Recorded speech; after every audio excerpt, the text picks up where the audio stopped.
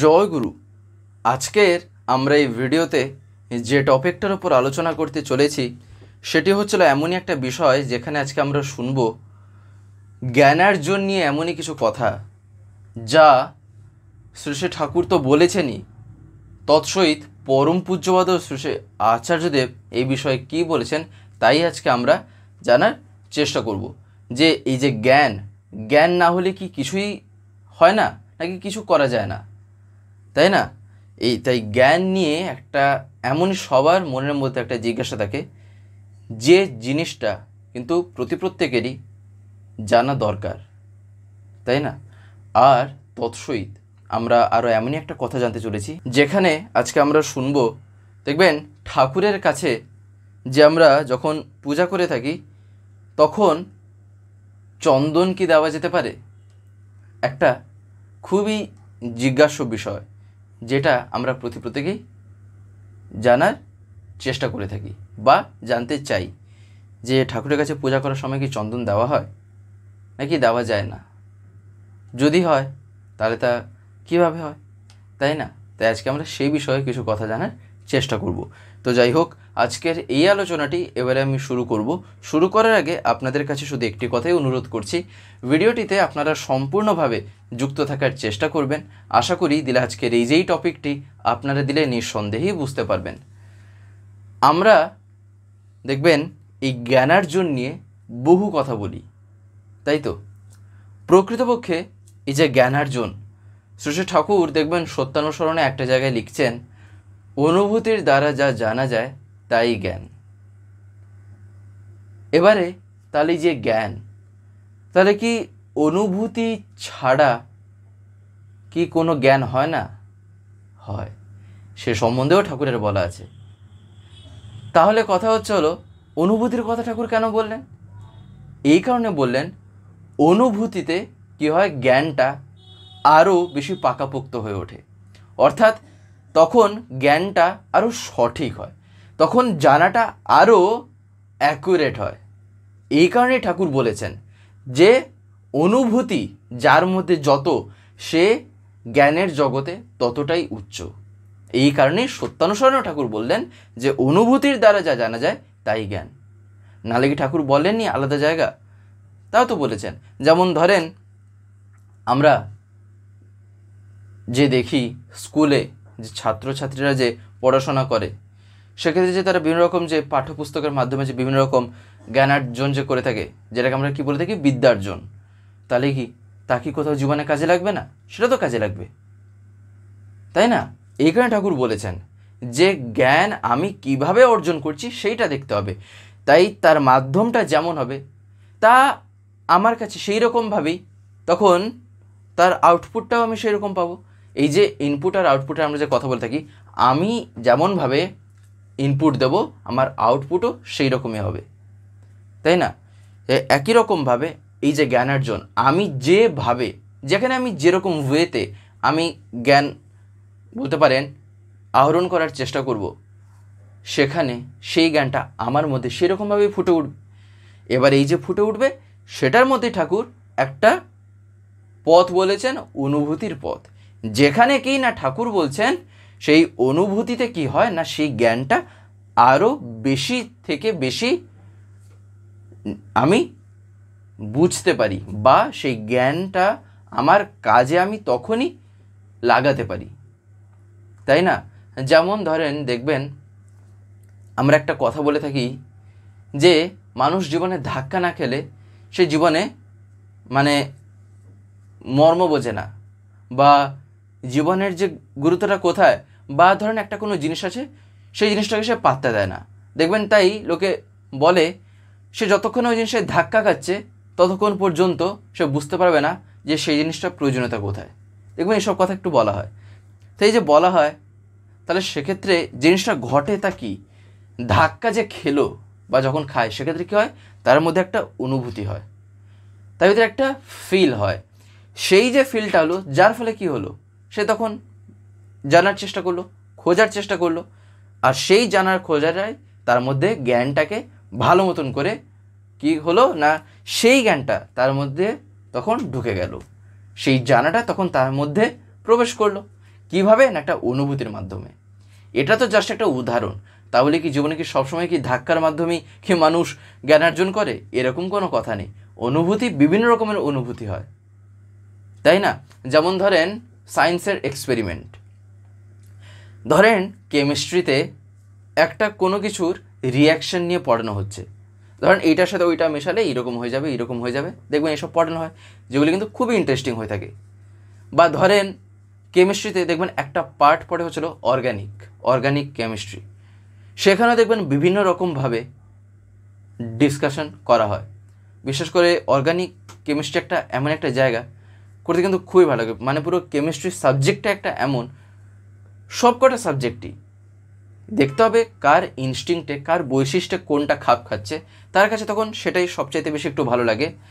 তো যাই হোক, তো এই যে কেমিস্ট্রিতে আমরা জিনিসটা ধরেন যে দেখি যে এই জিনিসের সাথে এইটা মেশালে এইরকম একটা কিছু রিয়াকশান হয়।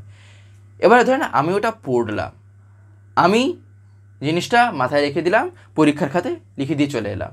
কিন্তু ধরেন আমি সেই জিনিসটা যে আমি জানলাম, সেই জানাটা যদি আমি ল্যাবে গিয়ে, কেমিস্ট্রির ল্যাবে গিয়ে, যেখানে বিভিন্ন রকম বলতে পারেন যে এক্সপেরিমেন্টগুলো করানো হয়ে থাকে, আমি যদি সেখানে করি, তাহলে কি হবে?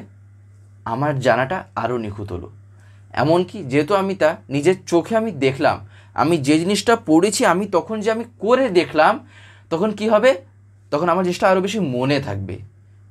তাহলে এই ক্ষেত্রে যে জ্ঞান অর্জনটা হলো, নিজের এবারে তাহলে ভাবা দরকার, তাহলে কোনটা বেশি মনে থাকবে? যেটা আমি নিজে করেছি, আমি দেখলাম, সেটা তো আমার বেশি মনে থাকবে। তার কারণ কি? ওটা একটা এক্সপেরিমেন্টের মাধ্যমে আমি দেখেছি, আমি নিজে ওটা অনুভব করেছি যে হ্যাঁ, এটা এরকম তো হলো, আমিও তো এটার সাথে এরকমভাবে এটা মেশালাম, এরকম একটা রিয়াকশন ঘটলো, তাই না? কিছু কিছু ক্ষেত্রে হয়তো দেখা যাবে বর্ণের পরিবর্তন হয়ে গেল, কিছু কিছু ক্ষেত্রে হয়তো দেখা যাবে একটা গন্ধ, একটা হয়তো কিছু আমি পেলাম। তাহলে বইতে আমি পড়ে একটা জিনিস যতটা আমি মনে রাখলাম, তার চাইতে বেশি তো এইটা মনে থাকবে যেটা আমি করে, যেটা আমি বুঝেছি, যেটা আমি নিজের চোখে দেখেছি, তাই না? সেটাই ঠাকুর বললেন। কিন্তু কথা হচ্ছিল, এটা তো খুবই একটা হায়ার লেভেলের কথা হয়ে গেল, তাই না?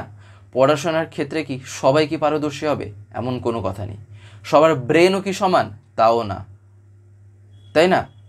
যে যার মতন করে, তাকে যদি আমি জবরদস্তি করে কোনো একটা জিনিস চাপাই, তাহলে উল্টারও তার মধ্যে যে জিনিসটা থাকবে, তার যে ক্যাপাসিটি, সেটাও নষ্ট করে দেওয়া হয়।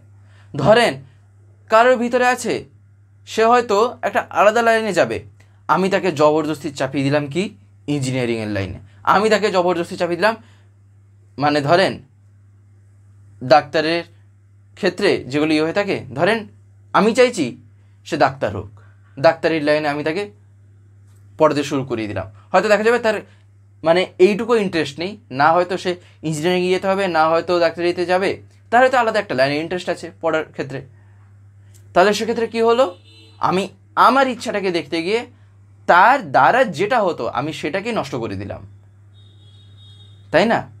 এরকম তো করা ঠিক না। ঠিক একই রকমভাবে এটা বা গেল পড়ার ক্ষেত্রে, কিন্তু পড়াশোনা ছাড়া কি আর জীবনে কোনো কিছু শিক্ষণীয় জিনিস নেই? অনেক কিছু শিক্ষণীয় জিনিস আছে, তাই না? তাই এই যে এই জ্ঞান বিভিন্ন রকমভাবে হয়ে থাকে, তাই না?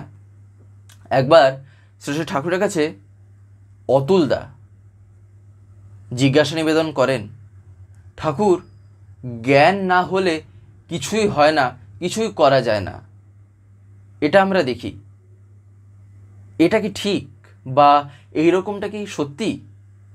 তখন শ্রী শ্রী ঠাকুর বলছেন, ইষ্টে অ্যাক্টিভ এডিয়ারেন্স যদি থাকে, তবে যার যা বুদ্ধি আছে তাই নিয়েই ঢের হয়ে যেতে পারে, ঢের হতে পারে, ঢের করতে পারে। প্রত্যেকের মধ্যেই তার তার মতন করে কিন্তু বুদ্ধি আছে। কথা হচ্ছিল, সে যদি ইষ্টের সাথে নিজেকে যদি যুক্ত করে তোলে, ইষ্টের সাথে যুক্ত করে তোলা মানে কি? মঙ্গলের সাথে যুক্ত করে তোলা। অর্থাৎ নিজের মঙ্গল যেই জিনিসটাই হবে, সেটা আমি কিভাবে বুঝবো, কিভাবে জানবো আমার মঙ্গল কোথায় আছে, সেটাকেই ধরতে গেলে বা জানতে গেলেই কিন্তু জীবনে ইষ্টের প্রয়োজন পড়ে। এই কারণেই দেখবেন বলা হয় ইষ্ট কথার মধ্যেই কিন্তু মঙ্গল আছে, তাই না? যেমন ইষ্টভৃতি যে আমরা বলে থাকি, ইষ্টভৃতিতে কি বলা হয় দেখবেন, ইষ্ট আর ভৃতি, ভৃতি মানে আমরা কি জানি, ভরণ, তাই না? বা একটা জিনিস বেড়ে ওঠা, ভরণের মাধ্যমে একটা জিনিস বেড়ে উঠছে। কি বেড়ে উঠছে? ইষ্ট। ইষ্ট মানে কি? মঙ্গল। তাহলে বেড়ে উঠলো কি? ভরণ হলো কি? মঙ্গলের। অর্থাৎ মঙ্গলের ভরণ পোষণের জন্য সহজ ভাষায় বলতে গেলে আমি জিনিসটা করছি, তাই না? ঠিক একই রকমভাবে জীবনে যখন ইষ্টের কথা আসছে, যখন পরমপিতার কথা আসছে, তার মানে কি ঠাকুর বলছেন যখন আমি তাকে ধরে জীবনে চলবো তখন সেই অ্যাক্টিভ এডিয়ারেন্স, এডিয়ারেন্স মানে কি? এডিয়ারেন্স মানে হচ্ছে অনুরাগ। অ্যাক্টিভ মানে কি? লেগে থাকার একটা ব্যাপার, সক্রিয়ভাবে। ঠাকুর বলছেন সক্রিয় অনুরাগ যদি থাকে ইষ্টের প্রতি, তবে সেক্ষেত্রে যে জিনিসটা দেখা যাবে, যার মধ্যে তার মতন করে তার ইনস্টিংক্ট অনুযায়ী যতটুকু বুদ্ধি আছে সেইটা নিয়েই সেই জীবনে এত দূর এগিয়ে যাবে যেটা কেউ কোনোদিন চিন্তাও করতে পারবে না। সেই মূল যে মনোভাব তখন কি হবে না, জগৎ জোড়া হয়ে পড়বে। সবাই সেক্ষেত্রে মানে এমনই একটা জায়গায় পৌঁছে যাবে যেটা কি না কেউ প্রেডিক্টও করতে পারবে না, তাই না? তখন কি হবে, ধরেন কেউ যখন এইরকমভাবে চলার চেষ্টা করছে সেক্ষেত্রে কী হবে না, সবাইকে ভালোবাসতে ইচ্ছা করে, সবার ভালো করতে তখন ইচ্ছা করে। আর এই থেকে কি হয়, জানা বোঝা করার যে জোয়ার আসে তখন কুলকুল করে, তাই না? তাই এই যে জানা বোঝা, এই যে করা, তাহলে দেখেন এখানেই তো জ্ঞানার্জনটা হয়ে গেল। তাই তখন সেক্ষেত্রে কী হয়, সে তার নিজের অজান্তেই সে তখন শিক্ষিত হয়ে পড়বে। আমি বলছি ও কি জানে, আমি একটা লোককে হয়তো দেখলাম, হয়তো তার মানে কি পড়াশোনার ইয়েতে আমি হয়তো দেখছি সে তেমন কিছু পড়েনি, মানে ক্লাস 12 পর্যন্ত হয়তো যায়নি, আমি বেশি চালাকি করতে গিয়ে, আমি বেশি বাবা দেখাতে গিয়ে আমি তাকে বলছি অশিক্ষিত, যেটা কি না সবথেকে প্রথম কথা, আমি তার মানে শিক্ষিত নই, নাহলে আমি কাউকে কখনো এইরকমভাবে আমি বলতামই না যে হ্যাঁ সে অশিক্ষিত। এরকম বলাটা কখনোই ঠিক না, যেটা ঠাকুর কখনোই পছন্দ করতেন না, যে কথা আচার্যদেব পছন্দ করেন না। তার কারণ এইগুলির মাধ্যমে বোঝা যায় যে তার সংস্কার কেমন, কেমনভাবে তাকে যে বড় করা হয়েছে, তাই না? তাই এই যে অশিক্ষিত বলা, এইসব যে বলা, এসব বলাটা কখনোই ঠিক না। তার কারণ কার ভিতরে কেমনভাবে যে কখন শিক্ষা যে জাগ্রত হয়ে ওঠে কখনোই বলা যায় না। আমি যাকে বলছি সেরকমই দেখা যাবে সে একদিন এমনই হয়ে উঠেছে তখন আমি তার কাছে কিছুই না, তাই না? তাহলে সেক্ষেত্রে কি হলো, আমার বলা আমাকেই তখন ঘুরে এলো। এই কারণেই ঠাকুর বারবার বলতেন কাউকে কখনো এরকম কোনো কথা বলতে নেই যে কথাটা আমাকে যদি কেউ বলে, যে যখন আমার যখন খারাপ লাগছে তাহলে আমি কেন তাকে বলতে যাব, তাই না? এই কারণেই কাউকে এমন কোনো কথা বলতে নেই যে কথাটা আমাকে বলে আমার খারাপ লাগবে। যে কথাটা ঠাকুর দেখবেন একটা বাণীতে ঠাকুর বলছেন না, do unto others as you wish to be done by, অর্থাৎ অপরের প্রতি করো সেই আচরণ নিজে যাহা পেতে তুমি করো আকিঞ্চন। দেখবেন ঠাকুরের একটা জায়গায় বলা আছে, একটা বাণীতে আছে। সেক্ষেত্রে তাহলে এই যে জিনিসটা কি, ঠাকুর এই কথাটাই বললেন। এটা একটা জাস্ট একটু আগে যেটা আমরা শুনলাম ওটা হচ্ছে একটা উদাহরণ। তাই এই কারণেই কাউকে কখনো সেরকমভাবে বলতে নেই, তাই না?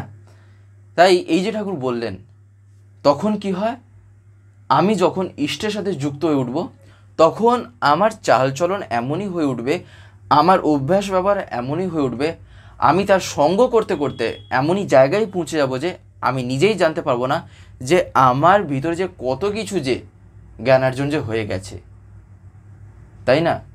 সে তখন, আমি হয়তো বলছি লেখাপড়া জানে না, কিছু জানে না, হয়তো আমি বলছি কি না সে লিটারেট নয়, ঠাকুর বলছেন সে লিটারেট না হলেও তার কাজ তখন আটকাবে না, তাই নয় কি?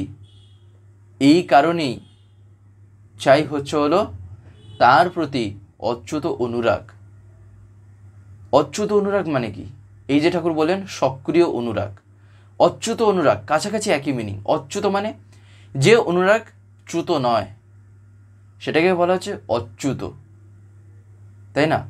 তাই আমার তার প্রতি এডিহারেন্সটা সেই রকমভাবেই রাখতে হবে। তাই তো চাই হলো ঠাকুর বলছেন কি না, পৃষ্ঠপূরণী অনুসন্ধিৎসা ও অনুরাগ নিয়ে যদি কেউ সেই রকমভাবে কোনো একটা জিনিসে যেখানে বেতা হোক না কেন যদি মনোনিবেশ করে, পরম পিতা তাকে বিমুখ করেন না। তার কারণ কি? তার কারণ হচ্ছে ঠাকুর বলছেন সে যে জ্ঞান পায় তার তাজা, হেসে কথা কয়, আর কত লোকের কাজে লেগে যায়, তাই না? এই কারণেই ঠাকুর বলছেন যে তোমার এমনভাবেই সব কিছুর মধ্যে তাকে দেখার প্রয়োজন যেন সব কিছুতেই তুমি একটা কিছু শিক্ষণীয় জিনিস যেন পেতে পারো। আমি যাই দেখছি না কেন, ধরেন এই যেমন দেওঘরে যে আমরা যাই, যখন আমরা আচার্য সঙ্গ করি, অর্থাৎ যখন আচার্যদেবের কাছে গিয়ে যখন আমরা বসি, তখন যেই জিনিসটা লক্ষ্য রাখা দরকার তা কি? তা হলো আচার্যদেব তিনি কেমনভাবে কথা বলছেন, তিনি কেমনভাবে বাকিদের সাথে মিশছেন, তার মেশাটা কেমন, তার কথা বলাটা কেমন, সেগুলি লক্ষ্য রাখা দরকার। তিনি যেমনভাবে ধরেন এই যে নিবেদন, বিভিন্ন রকম তো নিবেদন হয়, তিনি কোথায় কেমনভাবে কি বলছেন, কোন নিবেদনের ক্ষেত্রে তিনি কেমন ধরনের কথা বলছেন, সেগুলি জানতে হয়। তাই সেই জানাটা যতটা নিখুঁত হবে ততটা কি হবে না, ততটা আমার নিজের চালচলনেও সেগুলি ধরা দেবে। অর্থাৎ আমি যে বলছি গিয়ে আচার্য সঙ্গ করা দরকার, যেন আমারও লক্ষ্য থাকে আমি যখন দেওঘরে যাচ্ছি, আমি যখন আচার্যদেবের কাছে গিয়ে বসছি, সেই বসাটায় যেন আমার প্রত্যেকটা কিছুতে যেন একটা আমি কিছু শিখতে পারি, তাই না?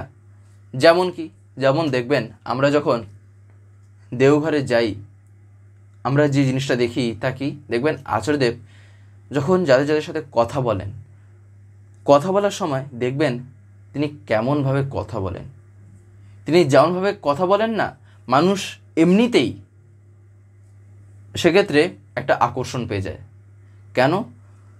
এতটাই সেই কথার মধ্যে ভালোবাসা থাকে, এতটাই বলতে পারেন সেই কথাগুলির মধ্যে প্রেম ভরে থাকে, যেন মনে হয় জীবনের সবচাইতে আপনজন যেন বুঝি আজকে আমি জীবনে পেলাম, বা আপনজনের যে অনুভূতি তা যেন বুঝি আজকে আমি পেলাম। এইরকমই একটা তখন ফিলিং হয়।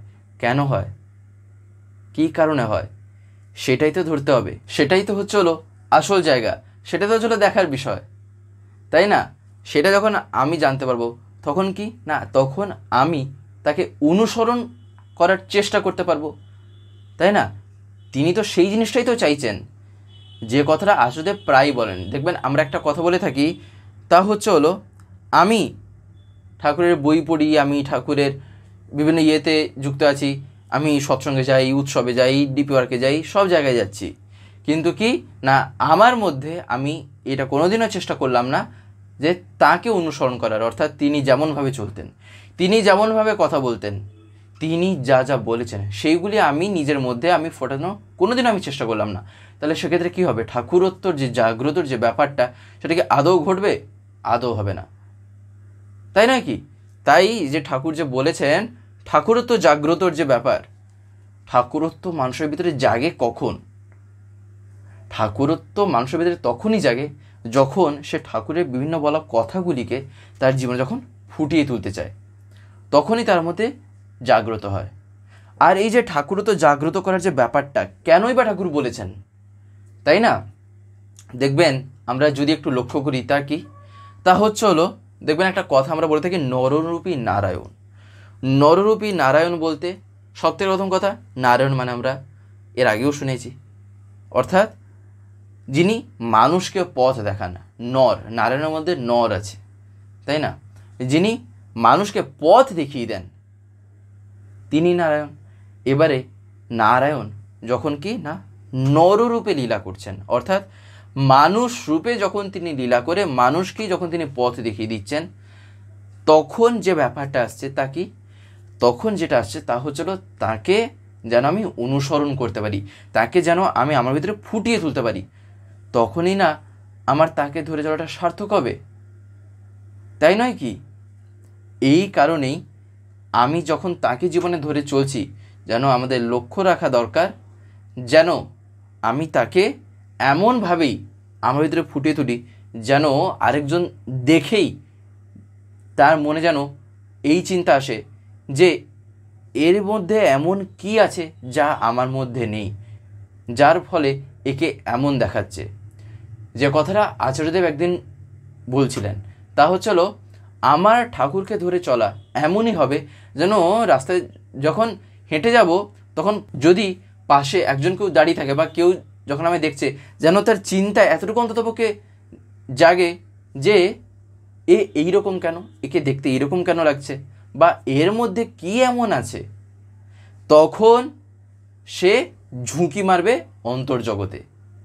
কিসে না, যে আমার যে ঠাকুরকে ধরে আমার যে চলায় যে কতটা যে নিপুণতা আছে, তখনই সে সেটা ধরার একটা সুযোগ পায়।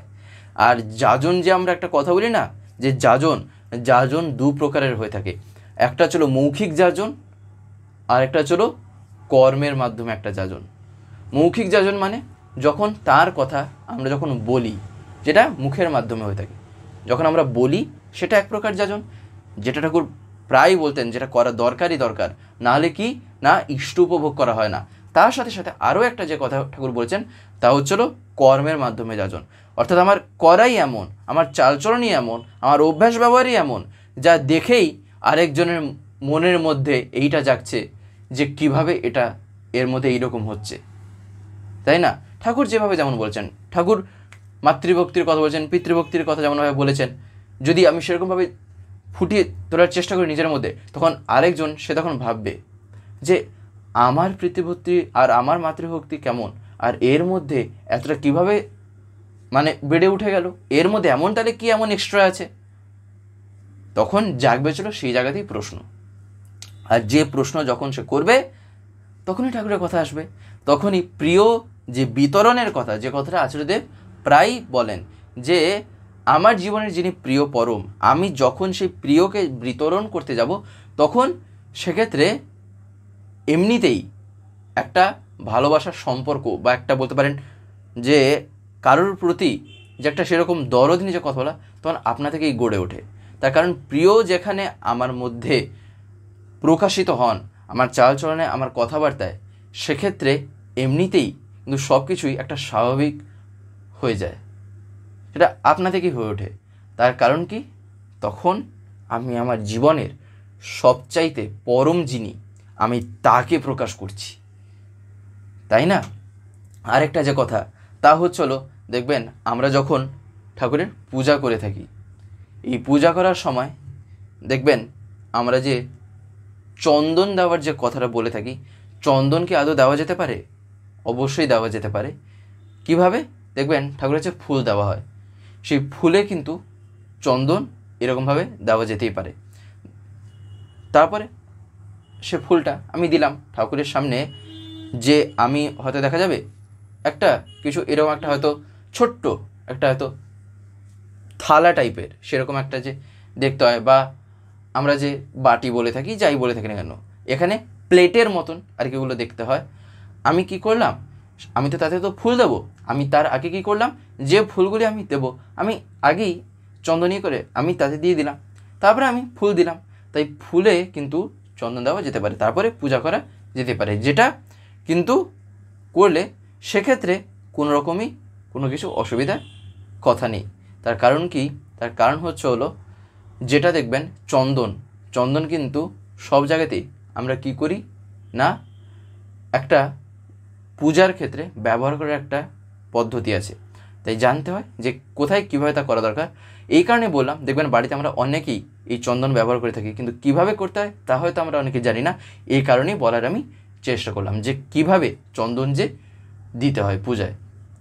তো যাই হোক, আজকের এই ভিডিওটা এবার আমি এখানেই শেষ করব।